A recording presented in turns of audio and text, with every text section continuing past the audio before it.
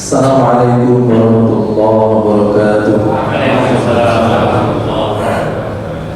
Innal hamdalillah nahmaduhu wa nasta'inuhu wa nastaghfiruh wa na'udzu bihi min shururi anfusina wa min sayyiati a'malina.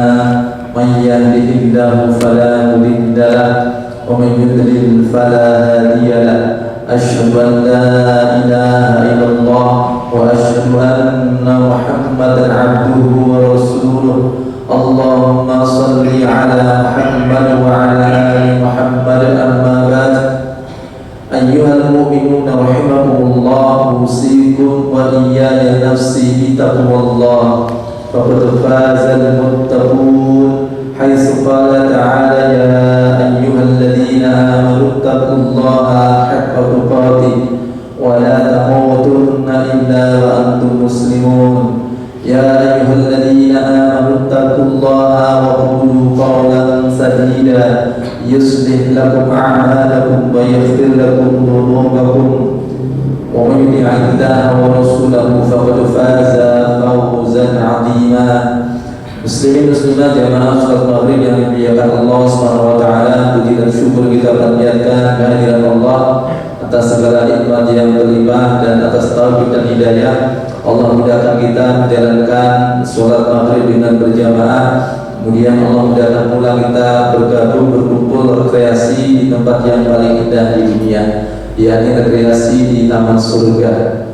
Tentunya tidak ada satu tempat rekreasi yang lebih indah daripada taman surga. Dan taman surga yang dimaksud itu adalah majalisul ilm, majelis ilmu. Semoga apa yang kita kerjakan ini benar-benar kita rasakan bahagianya karena kita sedang berada di taman di antara taman surga. Dan semoga pula bagaimana kita dimudahkan Allah untuk berkunjung rekreasi di taman surga dunia, kalau Allah kumpulkan kita, mudahkan kita rekreasi di taman surga akhirat. Hadirin yang dimuliakan Allah SWT, di petang hari ini saya akan mengajak kepada hadirin semuanya untuk mentadabburi hadis Rasulullah dari Ibnu Abbas, pun juga nanti ada ayat-ayat yang terkait. Jadi suatu kali Abdullah bin Abbas meriwayatkan hadis, beliau mengatakan kuntu khalfan nabiyyi sallallahu alaihi wasallam faqala ya ghulam inni u'allimuka kalimat ihfadillaha yahfadka ihfadillaha tajidhu tujahak. Wa fi ghairi Tirmidzi ta'arraf ila Allahi birrakhai ya'rifka fi syiddah. Beliau mengatakan suatu hari saya berada di belakang Rasulullah, yakni bonceng Rasulullah. Kita tahu bahwa setiap para sahabat yang meriwayatkan hadis kemudian menyebutkan konteksnya, itu untuk menguatkan bahwa apa yang disampaikan itu benar-benar langsung didengar oleh Rasulullah, dari Rasulullah SAW, bukan dari orang lain, tapi langsung dari Rasulullah. Maka dikuatkan oleh Ibnu Abbas, bahkan suatu hari ya, kuntu khalfan nabiyyi sallallahu alaihi wasallam yauman. Suatu hari saya membonceng Rasulullah sallallahu alaihi wasallam. Ini menunjukkan kedekatan Ibnu Abbas dengan Rasulullah, dan bahwa riwayat yang disampaikan itu benar-benar didengar langsung dari Rasulullah. Bahkan nasihat itu tertuju kepada Ibnu Abbas. Banyak pelajaran dari awalan hadis ini, di mana kedekatan Ibnu Abbas dengan Rasulullah diantaranya faktornya banyak hal. Satu, Ibnu Abbas ini secara nasab juga dekat dengan Rasulullah, karena Ibnu Abbas itu adalah putra dari Abbas bin Abdul Muttalib. Abbas bin Abdul Muttalib adalah paman dari Rasulullah, sehingga Ibnu Abbas adalah apa hubungannya dengan Rasulullah? Sepupu, bukan gimana, sepupu ya, tunggal rendah.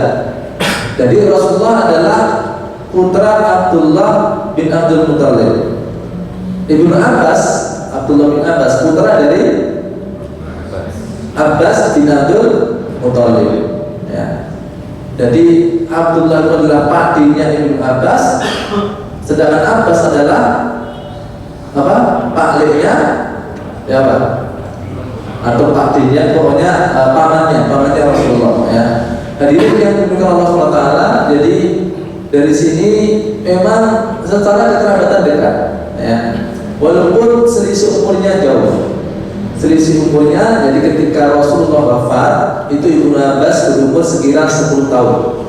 Ya, maka di sini ditunjukkan dalam hadis dia mengatakan Rasulullah bersabda, "Ya gula, wahai gula." Ini sangat khas ya, untuk satu fase kehidupan yang dialami manusia.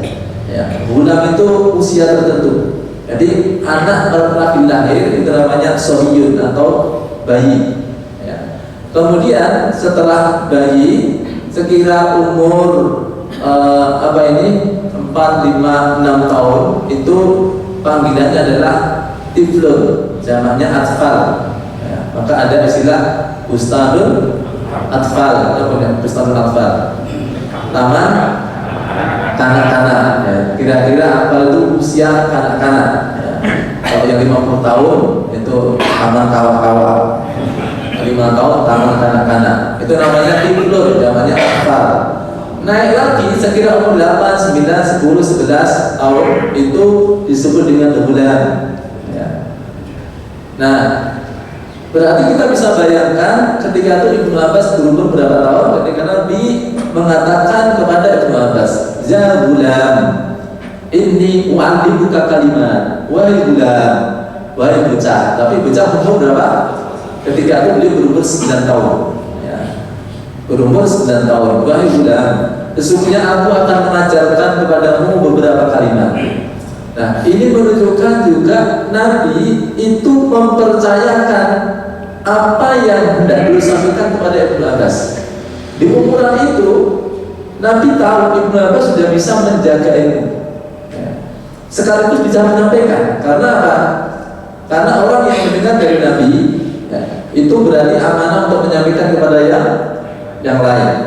Liyubadi wasyahidul ghaib, agar yang datang memberitahukan kepada yang tidak datang ya. Termasuk kalau ini sebuah pelajaran dakwah itu harusnya kita juga punya tanggung jawab bapak-bapak atau panjenengan hadir. Itu artinya apa? Siap nantinya menyampaikan kepada yang tidak hadir. Wah, tadi penting ya. Wah, nanti orang kok. Jadi jangan khawatir Pak, ini jenengan bukan termasuk sahabat ya. Jadi ketika saya menyampaikan dari panjenengan kepada panjenengan ya, Anda boleh menyampaikan, tapi juga tidak harus semuanya ya. Karena mungkin saja di antara yang sampaikan ada yang keterucut dan sebagainya ya, perlu dipilah-pilih. Tapi kalau yang dari Rasulullah, maka beliau katakan ibadi wasyahidul ghaib, agar yang datang memberitahukan kepada yang tidak datang ya.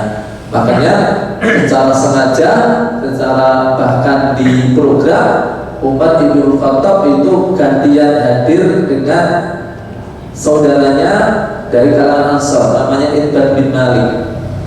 Jadi beliau tidak ingin lepas dari kajiannya Rasulullah, sementara beliau juga harus mencari maisha. Tidak bisa setiap hari hadir dalam kajiannya Rasulullah di setiap waktunya. Maka beliau bikin kesepakatan dengan Itbad bin Malik. Umar itu Muhajirin, Itbad itu Ansar, keduanya dipersaudarakan Rasulullah ketika Nabi hijrah.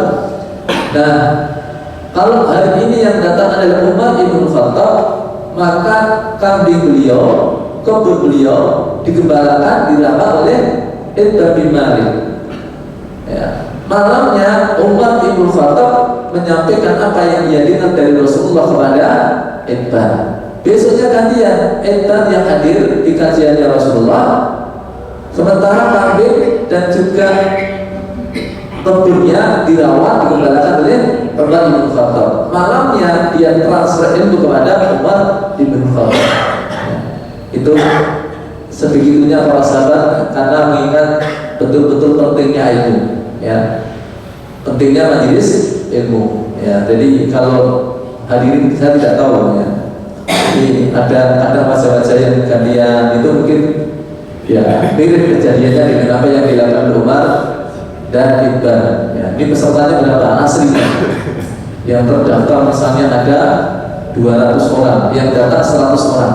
Ya, saya khusus untuk ya, mungkin masing-masing sudah punya partner ya. Ini jadi dengan mewakili satu orang di belakang Anda. Oke. Gimana? Masya Allah ya. Ini sebetulnya apa wayang orang ya? Kacau sidik, sebetulnya wayang orang ya. Nah, hadirin yang dimuliakan Allah, artinya apa? Bahwa di usia 9 tahun Ibnu Abbas sudah layak untuk menyimpan ilmu, menjaganya dan menyampaikan kepada orang lain. Karena ini ilmu penting ya, yang ketika disampaikan pada Ibnu Abbas, Nabi tahu ini akan sampai kepada umatnya ya, tidak hanya berhenti pada Ibnu Abbas saja ya. Maka meskipun Nabi wafat, Ibnu Abbas umur 10 tahun, tapi beliau memiliki hadis yang banyak. Beliau ranking yang kelima ya, di antara perawi hadis di kalangan para sahabat setelah Abu Hurairah, Abdullah bin Umar, Anas bin Malik, Aisyah, kemudian Ibnu Abbas. Sebanyak 1660 hadis diriwayatkan oleh Ibnu Abbas ya. Dan beliau ini memang kecerdasannya luar biasa ya. Beliau disebut sebagai Al-Bahr, lautan ilmu, Al-Habib, yakni ahli dalam hal ilmu. Beliau disebut sebagai Khairul Zumanil Quran, sebaik-baik penafsir Al-Quran. Di antaranya berkah dari doa Rasulullah untuk Ibnu Abbas. Sekaligus ini menjadi pelajaran yang bisa kita tiru ya, bapak-bapak yang pengen anaknya pinter tentang Quran, hafal Quran, paham agama sebagaimana Ibnu Abbas, maka doakan anak-anak panjenengan sebagaimana doa Nabi untuk Ibnu Abbas. Apa itu? Allahumma faqihu fiddin wa 'allimhu ta'wil. Bisa diulangi Pak? Allahumma faqihu fiddin. Diberikan dulu ya. Allahumma faqihu fiddin wa 'allimhu ta'wil. Ya ulang ya. Allahumma faqihu fiddin wa 'allimhu ta'wil. Nah, itu doa Nabi kepada Ibnu Abbas, sehingga beliau menjadi ulama besar ya. Dan bukan saja beliau itu seorang ulama yang memiliki banyak ilmu ya, ahli dalam hal ilmu, tapi beliau juga menjadi seorang pendidik yang sangat handal, sangat hebat, sehingga santri-santrinya, murid-muridnya itu menjadi orang-orang ulama yang terkemuka di kalangan para tabi'in ya. Ada namanya Mujahid bin Jabir, ahli dalam masalah tafsir. Ibnu Abbas bagaimana mendidik Mujahid bin Jabir sampai Mujahid bin Jabir itu setoran tafsir kepada Ibnu Abbas dengan mengkonfirmasi setiap ayat dari Al-Fatihah, Al-Baqarah, Al-Imran, An-Nisa terus sampai An-Nas. Itu dia rampungkan, diulang lagi sampai 3 kali ya. Jadi cara seorang begini Bismillahirrahmanirrahim, maknanya begini. Alhamdulillahirabbil alamin, tafsirannya begini. Ar-Rahmanirrahim, tafsirannya begini. Itu sampai selesai An-Nas. Pernah gitu Pak? Belum pakai orang tafsirannya pernah ya, di 30 juz gitu ya. Ini beliau apa? Dia konfirmasi setiap ayat kemudian tafsirannya kepada Ibnu Abbas sampai 3 kali. Makanya di Allah mengatakan idza jaa tafsir min Mujahid yakfika bih. Kalau kamu sudah mendapatkan tafsir dari Mujahid, cukup rasa dunianya. Ini saking dari komedinya apa? Tafsiran dari Mujahid bin Jabir. Tapi menurut banyak ulama ada yang lebih pintar tentang tafsir daripada Mujahid bin Jabir. Mujahid ini muridnya Ibnu Abbas juga. Tapi ada murid beliau yang ahli lagi dalam masalah tafsir. Namanya Sa'id bin Jubair. Dia dikenal sebagai a'lamu tabi'in fit tafsir. Ulama tabi'in yang paling handal, paling pintar tentang tafsir. Muridnya Ibnu Abbas. Ada lagi yang paling ahli dalam masalah manasik di kalangan tabi'in ya, di zaman itu. paling mahir, paling ahli, paling pintar dalam masalah manasik di kalangan tabi'in. Itu muridnya Ibnu Abbas juga. Namanya Atha bin Abi Rabah. Dia adalah a'lamu tabi'in bil manasik. Ulama tabi'in yang paling paham tentang manasik. Ya. Ada lagi yang paling paham tentang sirah di kalangan para tabi'in, murid beliau juga, bahkan pembantu beliau, pembantu rumah tangga beliau. Namanya Ikrimah bin Abdillah. Dia adalah a'lamu tabi'in bi sirah. Ulama tabi'in yang paling paham tentang masalah sirah. Apalagi kalau cerita tentang peperangan Rasulullah, ya, beliau tahu betul, ya, lebih paham daripada para pecinta MU terhadap tim-tim MU, ya. Mainan ngendi, menang piro, kalah piro, ya, sehingga boleh sopo, ya. Yang dari kiper sopo, dandang kiri, dandang kanan, dandangan sopo, ya. Itu apa? Ya. Nah, itu Ikrimah bin Abdillah itu dia bisa menceritakan tentang Al-Ghazi, tentang peperangan di zaman Rasulullah itu seakan beliau menyaksikan langsung pemainnya siapa saja, dia posisi sahabat fulan di mana, sahabat yang ini di mana, itu tahu. Ya, itu semuanya murid Ibnu Abbas. Ya. Bisa dibayangkan ya, orang bisa mengajar sampai sesukses itu, bahkan pembantu rumah tangganya pun jadi ulama. Ya. Kalau pembantu rektor jadi rektor udah biasa, ya. Tapi ada pembantu rumah tangga rektor jadi rektor, pembantu rumah tangga rektor jadi rektor, ada nggak? Pembantu rumah tangga dokter jadi dokter, ada nggak? Ya. Kalau penunggu kamar jenazah jadi jenazah, nah ini kita belajar banyak dari Ibnu Abbas ini, ya. Maka termasuk beliau ini uslub yang baik ketika beliau kemudian menyampaikan kronologi dia dengan hadis dari Nabi. Dia mengatakan saya berada di belakang Rasulullah, kemudian beliau bersabda, ya bulan. Ini metode Rasulullah dalam mengajar juga. Beliau menyapa terlebih dahulu. Ini namanya intibah bil qaul. Metode beliau mengajar ada intibah dulu. Intibah itu menarik perhatian. Orang langsung ngomong. Waktu pas ngomong akan dikasih tidak ngomong dulu. Ngomong dulu ya. Jadi beliau sebelum memberikan nasihat dia sapa dulu. Ya udah le, saling le, ya. Akan ada jawaban dia respon. Ya, setidaknya dia tahu yang di belakang itu sedang dia ada bicara penting gitu. Ya, makanya kalau kita perhatikan juga bagaimana usul Quran, ya, bagaimana ketika Allah hendak memberikan informasi-informasi penting, semua informasi penting, ya, tetapi ada perkara-perkara ketika Allah hendak menyebutkan satu perintah atau larangan, biasa diawali dengan kalimat ya ayyuhalladzina amanu. Ya, ini intinya supaya ada perhatian khusus dari orang-orang beriman. Makanya kalimat ya ayyuhalladzina amanu di dalam Quran banyak. Ada berapa itu? Ada berapa? Ya ayyuhalladzina amanu. Okay. Ada 90 ayat. 90 ayat Allah menyuruh orang beriman dengan kalimat ya ayyuhalladzina amanu. Ya, 89 diantaranya itu di awal ayat. Ya ayyuhalladzina amanu taqullah, ya ayyuhalladzina amanu udkhulul istiqamah, ya ayyuhalladzina amanu kutiba alaikum dan sebagainya, ya. Hanya ada satu ayat saja yang letaknya itu di tengah, bukan di awal ayat. Kalimat ya ayyuhalladzina amanu tapi bukan di awal ayat. Ada yang tahu enggak? Nek pas khutbah orang itu insyaallah ngerti ya ayat ini. Apa? Bunyinya bagaimana? Innallaha wa malaikatahu yusholluna 'alan nabi ya ayyuhalladzina amanu shallu 'alaihi wa sallimu taslima. Itu ya ayyuhalladzina amanu yang letaknya bukan di awal ayat. 89 yang lain letaknya di awal ayat. Ini namanya intibah. Ya bulan, baik anak, ya. Le, ya. Inni u'allimuka kalimat. Saya akan mengajarkan kepadamu beberapa kalimat. Ini berarti sesuatu yang penting, gitu ya.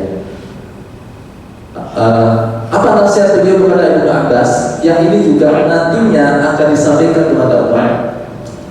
Nasihat beliau adalah ihfadillah yahfadka. Jagalah Allah, niscaya Allah menjagamu. Saya ulas sedikit, ini bukan poin yang saya akan terangkan dengan detail, tapi poin belakangnya. Tapi tidak apa-apa, sebagai tahu makna globalnya. Ihfadillah yahfadka. Jagalah Allah, niscaya Allah menjagamu. Yakni jagalah syariat Allah, jagalah perintah dan larangan Allah. Yahfadka, niscaya Allah menjagamu. Allah menjagamu di dunia, Allah menjagamu di akhirat. Ya. Ihfadillah tajidhu tujahak. Jagalah Allah, niscaya mendapati Allah berada di depan. Nah, kemudian ada satu riwayat kelanjutannya adalah ta'arraf ilallahi birrakhai ya'rifka bisyiddah. Kenalilah Allah di saat lapang, niscaya Allah akan mengenali kamu di saat sempit, di saat mendapatkan masalah. Nah, ini kalimat ini yang akan kita bahas, sehingga kita juduli sekian solusi sebelum tragedi, ya. Baca hari salah atau risal tadi. Hari salah terkini itu judulnya nama acaranya sekarang risal tadi. Sedia solusi sebelum tragedi. Artinya apa, Bapak Ibu yang dimuliakan Allah Taala, bahwa pada saat manusia itu di saat lapangnya dalam kondisi mungkin dia berbuat, kemudian dia berbuat, dia beribadah kepada Allah, dia menjaga hanya Allah, maka saat manusia, saat hamba itu membutuhkan pertolongan Allah, saat dia menghadapi masalah, maka Allah akan memberikan pertolongan, Allah akan memberikan solusi. Yang padahal sepanjang hayat manusia itu pasti dia akan menghadapi masalah-masalah. Tak ada manusia yang bersih dari masalah. Tak ada manusia yang bisa mengelak dari datangnya masalah. Semua masalah, ya, atau semua manusia pasti mengalami apa yang namanya masalah. Laqad khalaqnal insana fi kabad. Sungguh kami menciptakan manusia di kabad. Imam Hasan al-Basri mengatakan yakni fi syiddatin wa nasabin. Manusia pasti mengalami kesusahan, kepayahan, masalah. Di sini menggunakan kata al-insan, ada lam ta'rif alif lam, yufidul istighraq, maknanya adalah untuk menjelaskan semua jenis manusia. Wabah manusia, sing lanang, sing wadon, sing melarat, sing sugih, sing cilik, sing gede, sing enom, sing tua, sing mukmin, sing kafir, sing napa jomblo, sing wis duwe bojo, sing urung anak, sing wis duwe anak, rakyat jelata, pejabat penguasa, wabah mesti duwe masalah. Siapa? Ustaz. Ya, Ustaz.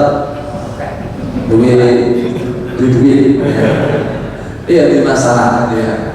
Jadi ya benar, saya punya masalah. Seperti juga saya lihat wajah-wajah yang panjangnya ini, semua wajah-wajah yang punya masalah. Terus teman, kita lihat di masalah ini dalam apa? Gesturnya ini gestur orang-orang yang punya masalah. Mulanya pada di masalah itu apa? Sambil bener-bener lah. Ya. Dan jenengan di masalah itu, apa? Ya. Tenang mawon, tuh dari akeh. Ini jejeri jenengan itu ya dari masalah. Ya. Cara percaya dengan kata tadi di masalah orang. Ya. Nah, sekarang ini jenengan jadi masalah, betul ya. Kenapa? Masih hidup. Ya. Jadi kan suasana nanti dia masalah.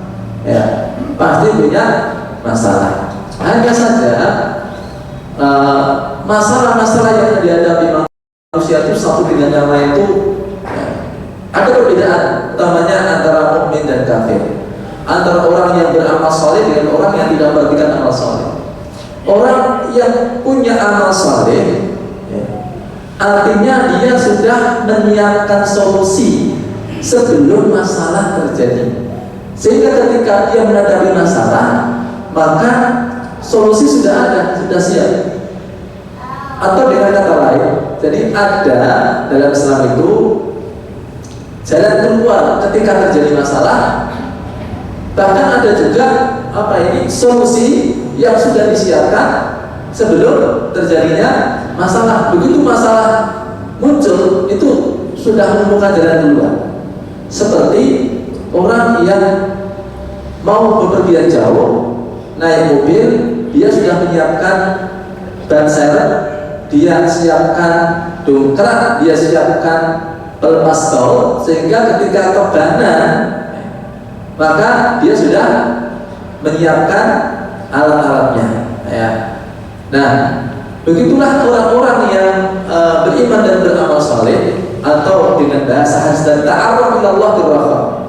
Ketika seseorang itu mengingat Allah, dia menjaga hak-haknya Allah di saat dia lapar, itu artinya dia sudah menyiapkan solusi sebelum terjadinya masalah atas dirinya. Ya. Sehingga ketika dia mendapat kesulitan, datang pertolongan dari Allah. Ta'arruf ila Allah firraha ya'rifka fisiddah. Ya. Sementara masalah yang terjadi Bapak Ibu, ya, masalah yang terjadi yang dimaksud, ya, kesulitan yang terjadi bukan hanya masalah di dunia. Kita di dunia tentu punya masalah. Ya. Sekarang di masalah itu sinten? Ini tahu di masalah yang urip ya. Berarti yang urip di masalah. Sing di masalah sinten? Mati jadi masalah betul. Apa sepatu itu di masalah? Nah kubur yang bermasalah betul. Enten termasalah betul. Wah gede itu masalah itu. Ya. Hisab, mizan, meniti sirat. Wah masalah neraka. Masalah itu ada gitu kan. Yang tidak mendapati masalah adalah orang yang berada di surga. Maka selagi kita itu menjaga hak-haknya Allah, ketika di dunia, ketika dalam keadaan lapar, maka dalam keadaan kita ada masalah, kita akan menemukan solusinya. Baik masalah di dunia maupun masalah di akhirat. Masalah itu pertanyaan juga di alam kubur, dia sudah siap dengan jawabannya. Ya. Kenapa? Sudah disiapkan sebelum dia memasuki kubur. Ya. Makanya hadis ini menjadikan kita kemudian tentunya berunik menghayati, ya, bahwa apa yang kita kerjakan dari kebaikan tidak ada sia-sianya. Ya. Maka kalau ada istilah ojo leren dan diungapi, itu kalau dia tidak punya motivasi nggak esah orang leren nggak esah, bosan dan diungapi, ya. Nggak nanti apa hasilnya buaya itu. Nah, kalau kita tahu ternyata jadi orang baik selalu berbuat baik, itu pasti ada hasilnya. Ya. Makanya ada satu bab di kitab Riyadhus Shalihin yang sangat menarik. Ya. Babnya berjudul bab fi bayani kathir turuqat bil hasanah, ya, bil khair. Bab tentang penjelasan banyaknya jalan-jalan kebaikan. Jalan kebaikan itu banyak. Nah, beliau kemudian nukil, ya, ada beberapa ayat, di antara 3 ayat, ya. Ayat yang beliau nukil dinukil Imam Nawawi. Satu, apa yang Allah firmankan, wa man taf'alu min khairin fa innallaha bihi alim. Dan apapun yang kalian kerjakan, maka sesungguhnya Allah Maha mengetahui. Ya, yang lain dia juga menyebutkan menukil wa taqal min khairin ya'lamullah. Dan apa yang kalian kerjakan Allah mengetahuinya. Ya. Kemudian dia juga memberikan ayat wa may ya'mal mithqala dzarratin khairan yarah wa may ya'mal mithqala dzarratin syarran yarah. Nah, apa hikmah dibalik ataupun pelajaran bisa diambil? Kenapa beliau mungkin ayat-ayat itu? Jadi Bapak Ibu yang dimuliakan Allah SWT, supaya kita itu menyadari bahwa setiap jenis kebaikan yang kita kerjakan tidak ada yang sia-sia. Apapun itu, sekecil apapun kebaikan, ketika kita itu bisa mengerjakannya tanpa harus meninggalkan sesuatu yang lebih penting tentunya, ya, kita tidak akan menelantarkan kebaikan sekecil apapun itu. Kenapa? Tidak ada yang sia-sia. Ketika kita mengerjakan, ya, fa'innallaha bi'alim. Allah Maha tahu. Gak akan yang tercecer, ya. Gak ada yang tidak dilihat oleh Allah.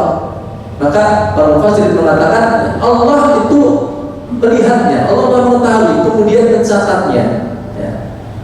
Jadi dengan kalau itu minta saya, walaupun tidak ada orang yang ngerti, jangan merasa sia-sia. Allah tahu. Ya. Seperti apapun itu, lewat suatu jalan sepi, ya, dan di situ melihat ada waktu sampai, ya, itu di tengah jalan, yang kalau ada orang lewat, motornya banyak jadi itu khawatirnya berundung. Maka dengan yang lewat itu dengan sampah, niatnya apa? Ini iman atau ada anitorik cara iman, ya, disikirkan itu. Gak ada orang yang tahu. Itu amalannya gampang, ya, mudah, ringan. Orang untuk mengerjakan itu tidak butuh belajar nahwu dulu. Orang butuh sinau tahsin bisa, ya. Tahsin tahu orang lulus, ya. Mengenal Fatihah, tahu orang lulus, ya. Orang satu sinau bahasa Arab bisa, orang satu sinau jurus bisa, orang perlu modal gede, mau disampah kok. Ya. Fa'innallaha bi'alim, Allah mengetahuinya, ya. Dan kamu akan melihatnya besok kelak. Ya. Catatan itu ada. Ya. Tuh kalau kamu pada saat kamu meninggalkan, ya, kerikil batu di jalan, ya, ya, mengganggu di jalan. Mana itu gak sifat ke bandara misalnya, ya, itu catatannya ada, ya. Dan semua tercatat dengan rapi. Innallaha katabat hasanati wassayiat. Sesungguhnya Allah mencatat semua kebaikan dan semua keburukan. Gak ada yang tercecer, tidak ada yang tercecer. Nah, setelah Allah mencatat, itu bukan sekedar mencatat, ya, itu artinya apa? Nanti dia akan mendapatkan balasan, ya. Makanya ketika menafsirkan ayat "Wa may ya'mal mithqala dzarratin khairan yarah, wa may ya'mal mithqala dzarratin syarran yarah", yakni yarahu apa? Yarahu kitabatahu, ya. Dia akan melihat catatannya itu ada, ya. Dan akan melihat apa? Ya wa jazaahu, akan melihat balasannya, ya. Jadi seseorang akan merasakan hasil dari apa yang telah dia kerjakan, ya. Makanya sekali lagi jangan lelah untuk berbuat baik, karena setiap kebaikan yang kita kerjakan, ada orang atau tidak ada orang, besar atau kecil, berhubungan dengan Allah atau berhubungan dengan sama makhluk, ya, maka semua ada catatannya. Selalu kita merasa diawasi oleh Allah, Allah melihat kita, ya. Alladzi yaraka hina taqumu wa taqallubaka fis sajidin. Allah melihat kamu ketika kamu sedang berdiri salat. Allah juga melihat kamu tatkala kamu tersungkur sujud kepada Allah. Hadirin yang dimuliakan Allah Subhanahu wa taala. Dari sini kemudian kita juga paham bahwa Allah ketika memberikan hasil ataupun membalas kebaikan hambanya, pasti itu apa?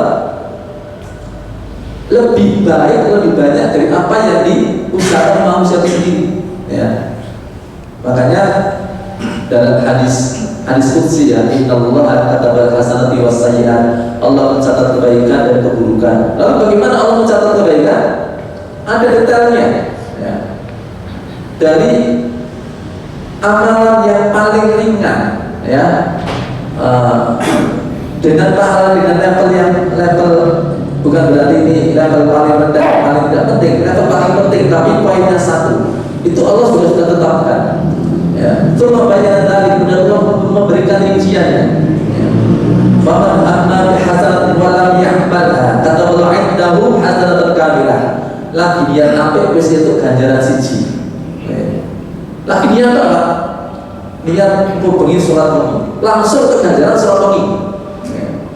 Tibake apa? Tangi-tangi wis subuh, ya. Ora masalah, wis itu ganjaran siji apa? Sekali melakukan sholat malam seperti yang dia niatkan, yang niat 11 rakaat itu ganjaran sholat pagi 11 rakaat. Kok penak? Ya penak. Ya itu kalau niat tapi baik diakai, oh bener ya. Niat atau ampun ngegetok ya. Nek niat itu berarti apa?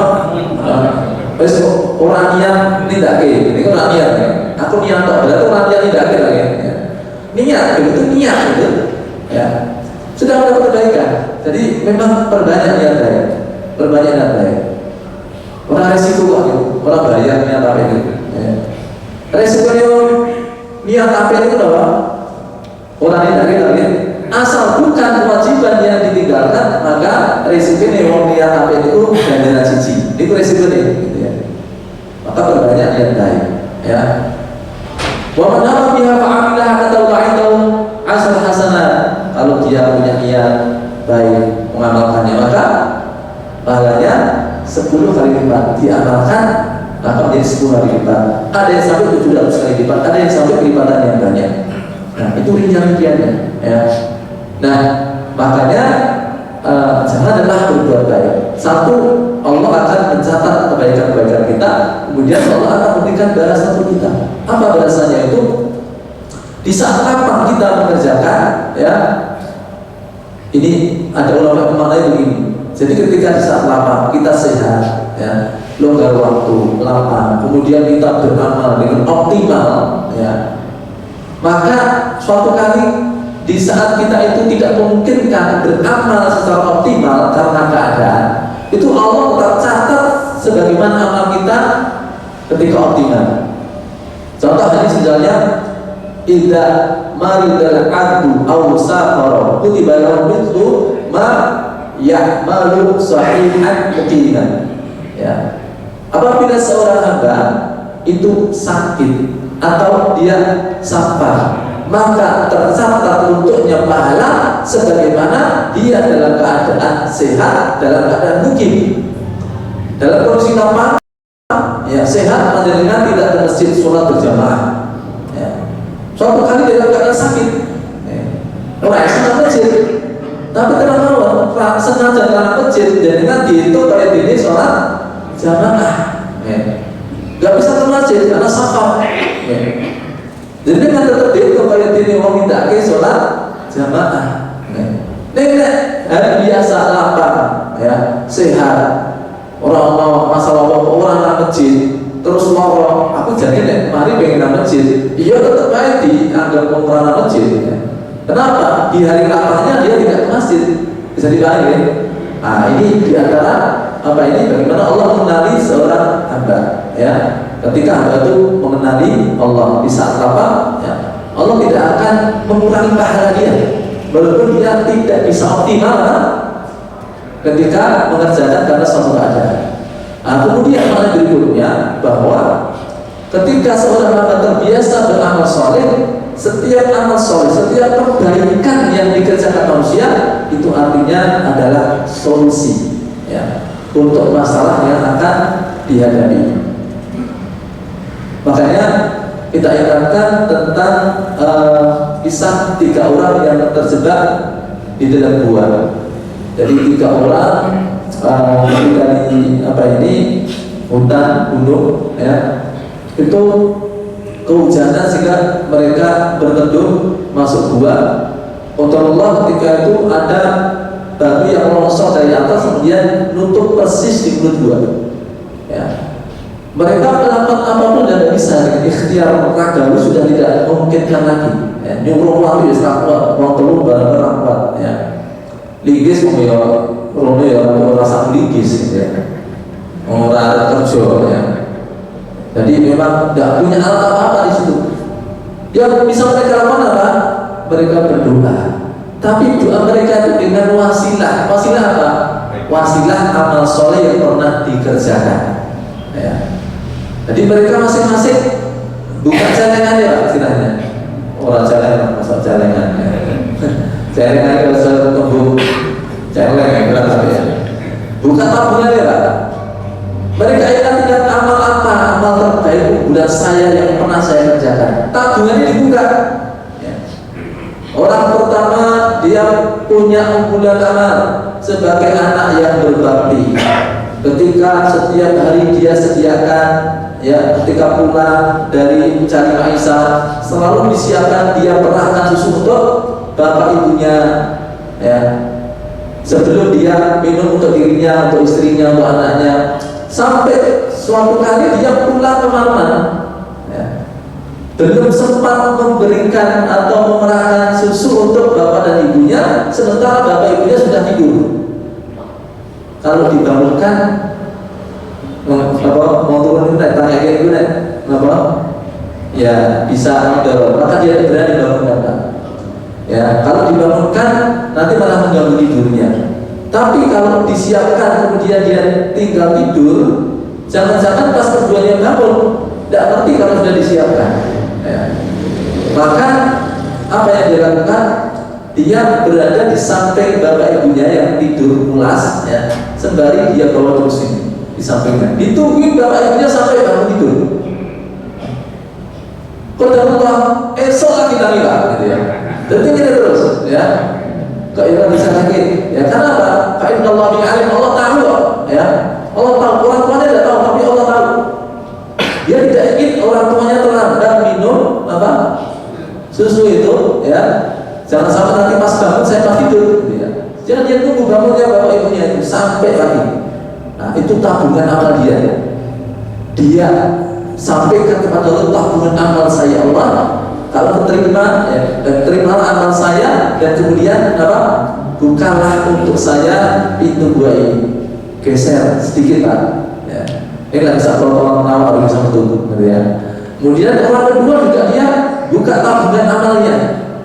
Apa tabungan amalnya? Tabungan amalnya adalah meninggalkan maksiat, meninggalkan zina. Pada saat dia ada peluang kesempatan, ya, melakukannya pada orang yang sangat dia cintai, ya, sangat diharapkan dia bisa berbuat dengannya.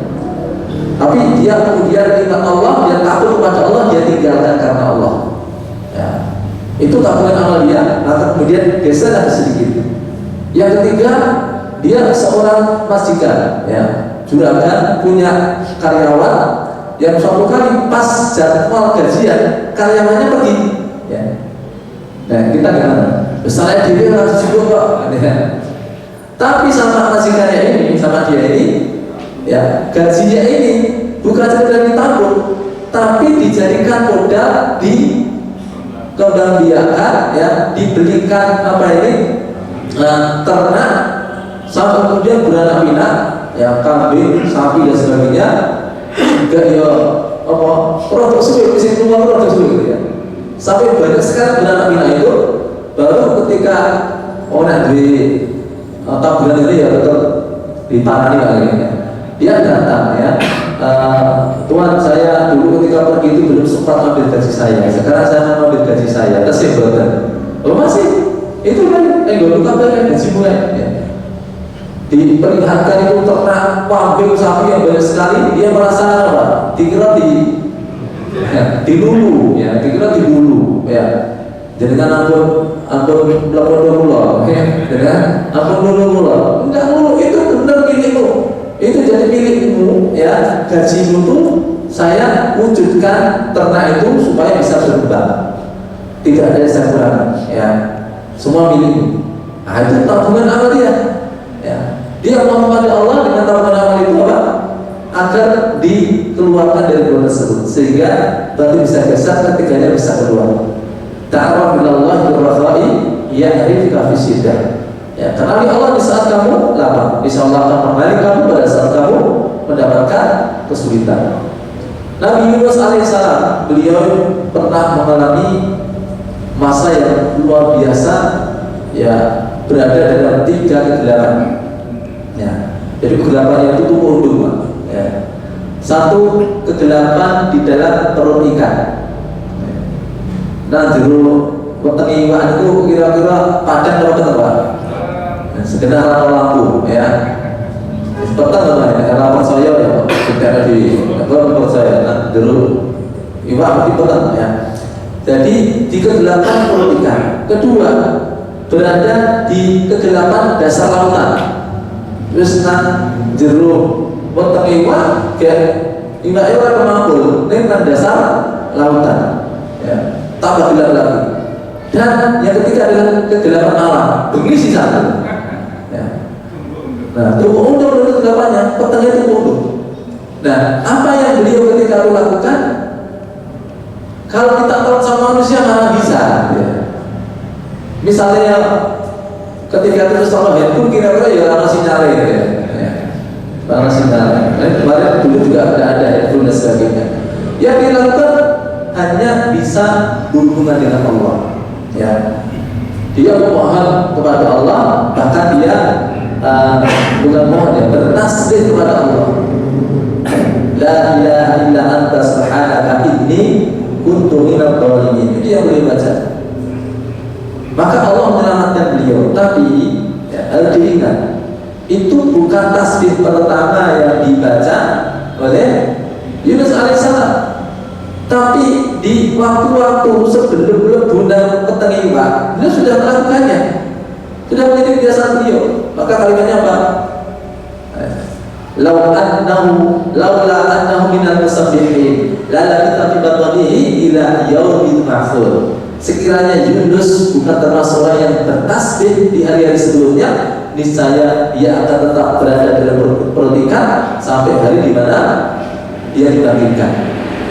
Tapi karena hanya biasa, dia sudah biasa bertasbih kepada Allah, dia biasa pada subhanallah, la ilaha illa anta subhanaka inni kuntu minadh dhalimin. Makanya pada saat dia mendapat kesulitan, Allah menolongnya. Jadi namanya apa? Kebaikan yang kita kerjakan itu adalah tabungan untuk solusi. Begitu itu di dunia ya, di dunia. Selepas manusia meninggalkan dunia, di alam barzakh pun juga seperti itu. Orang-orang yang bisa menjawab masalah 3 pertanyaan, ya, itu bukan orang-orang yang sekedar pernah hafal, tapi orang-orang yang menjaga hak Allah, hak Rasul, hak Islam. Ya. Orang-orang yang bukan sekedar tahu, tetapi juga betul-betul mendalami maknai dan menjawabkan konsekuensi dari kalimat raditu billahi rabba wa bil islami dina wa bi muhammadin nabiyyin rasulullah, itu konsekuensinya dijalankan. Di saat dia masih hidup, masih bisa beramal, maka pada saat dikubur, ditanya, dia bisa jawab. Ya.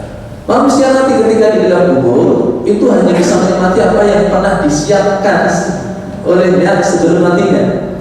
Ada ungkapan yang sangat terkenal di kalangan para ulama, ini ucapan sangat berarti, la daru lil mar'i ba'da mautihi illa darul alladhi yabniha qabla mautihi.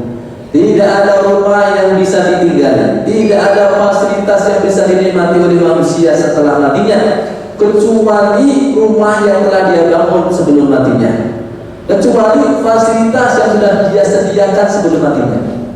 Kalau kita bangun rumah di dunia, sing penting pegro payung iso digone digone ya. Sama ikhtiar usaha dari Aisyah itu apa meneh dan lagi dilus-lus ya. Lampu ning ora padang, apa? Duit-duit nang toko ya, tuku lampu sing padang. Ning nek tentunya nih, nek teng kubur kira-kira belum guna kuburan, masukkan dalam kubur kok peteng. Bener-bener. Saya tak boleh lampu saya orang toko. Maksudnya alfa titik-titik ya. Nah, kenapa? Medeni bisa ya. Nah, udah duit ya. Mau mati orang apa medeni bisa, kemudian nanti tekanan paru darah itu ya. Nah, sudah tidak bisa lagi itu. Ya. Kecuali apa yang sudah disediakan. Nah, masalah-masalah di kubur itu solusinya ya, akan ada bagi orang-orang yang memang sudah menyiapkan solusinya di saat dia masih bisa beramal, saat lapang, saat dia masih bisa beramal. Begitupun ketika manusia dibangkitkan kemudian dikumpulkan di mahsyar. Orang-orang yang di mahsyar itu mereka menghadapi rata-rata menghadapi masalah besar. Udnas syamsu yawmal qiyamati ala khalqihi bi qudrihi. Matahari didekatkan di atas kepala manusia dengan jarak 1 mil saja. 1 mil berapa kan? 1 mil berapa? 1,6 km. Itu makna pertama dari mil. Kata perawi, wallahi ma adri bil, saya tidak tahu pasti apa maksud mil. Apakah dia masafatun fil ardh, satuan jalan 1,6 kilometer, ataukah jalan-jalan mil dengan makna yang kedua, mil yang tahilu bihi insan, yakni alat untuk berselang. Sebentar Pak, 1 mil. Jadi 1 mil sama dengan 1 mil. Ya. Jadi matahari di atas kepala manusia dengan jarak 1 mil saja. Ya. Manusia berdiri, yauma yaqumun nasu li rabbil alamin, berdiri di hadapan Rabbul alamin. Berapa lama? Ta'urujul malaikatu war ruhu ilaihi yawmin kana miqdaruhu 50,000 sana. 1 hari, siang saja. Tapi lamanya kalau dihitung dengan hitungan dunia selama 50.000 tahun. Terjadi banjir keringat, banyak orang-orang kepanasan luar biasa.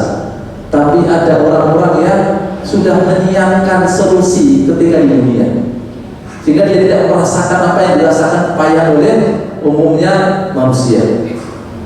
Di antara mereka ada yang disebut Rasulullah dengan kalimat sab'ah, 7 golongan. Sab'atun yudhilluhumullahu fi dhillihi yawma la dhilla illa dhilluh, imamun 'adil wa syabun nasha'a fi 'ibadatillahi 'azza wa jalla, wa rajulun qalbuhu 'allaqatul masajid, wa rajulani tahalaba billah ijtama'a 'alaihi wa taqarraba 'alaihi, wa rajulun da'watun dhatu hasabi wa jamalin faqala inni akhafullah, wa rajulun tasaddaqa bi sadaqatin fa akhfaha hatta la ta'lama shimaluhu ma tunfiqu yaminuhu, wa rajulun dzakarallaha khaliyan fadhal 'aina. 7 golongan ini orang-orang yang dia sudah menyiapkan solusi sebelum kejadian tragedi. Ya.